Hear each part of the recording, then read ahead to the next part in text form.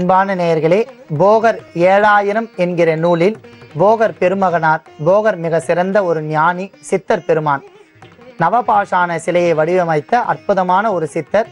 அந்த சித்தர் பல்வேறு வகையான நோய்களுக்கு தன் பெயரிலேயே நூல் ஒன்றை வடிவமைத்துள்ளார். போகர் 7000 என்கிற நூலில் 1278வது பாடலில் இந்த பஞ்சகற்ப ஸ்ஞான பொடியை பற்றி கூறுகிறார்.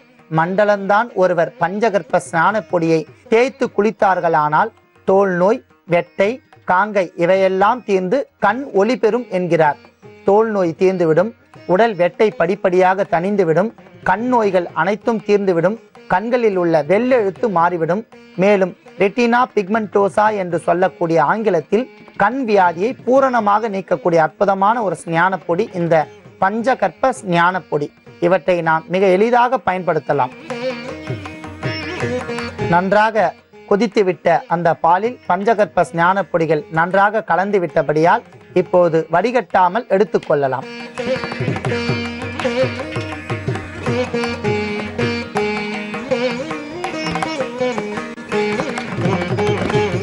அன்பான நேயர்களே, இந்த பஞ்சகற்ப ஸ்நான பொடி மற்றும் பசும்பாலில் நன்றாக கலந்து விட்டபடியால் இவற்றை பூரணமாக ஆற வைத்து விட வேண்டும். ஒரு சிறிது அளவு சூடு கூட இந்த பசும்பாலில் இருக்கக்கூடாது. நன்றாக ஆறிய பாலை எடுத்து நாம் உச்சந்தலை என்று சொல்லக்கூடிய இந்த பகுதி நன்றாக தேய்க்க வேண்டும். மற்றும் உடம்பில் உள்ள எல்லா பாகங்களிலும் தேய்த்து அரை மணி நேரம் கழித்து குளிர்ந்த நீரில் குளிக்க வேண்டும்.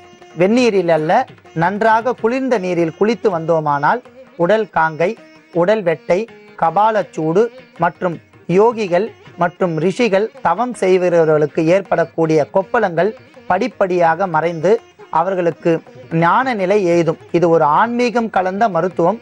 அவர்களுக்கு துரியம் என்று சொல்லக்கூடிய நிலை எய்துவிடும். மிக எளிதாக கிடைக்கக்கூடிய ஆன்மீக பேரை அவர்கள் அடைவார்கள். உடல் வெட்டை நீங்கி உடல் ஆரோக்கியமாக இருக்கும். இந்த பஞ்சகற்ப ஸ்ஞான பொடியை மாதத்திற்கு 2 முறை மட்டுமே பயன்படுத்த வேண்டும். அதிகாலை 8 மணிக்குள் பயன்படுத்த வேண்டும். சூரிய உதயத்திற்கு பின்பு 8 மணிக்குள் பயன்படுத்தி குளிக்க வேண்டும். பிறகு பயன்படுத்தினால் இதனுடைய மருத்துவ குணங்கள் வேலை செய்யாது.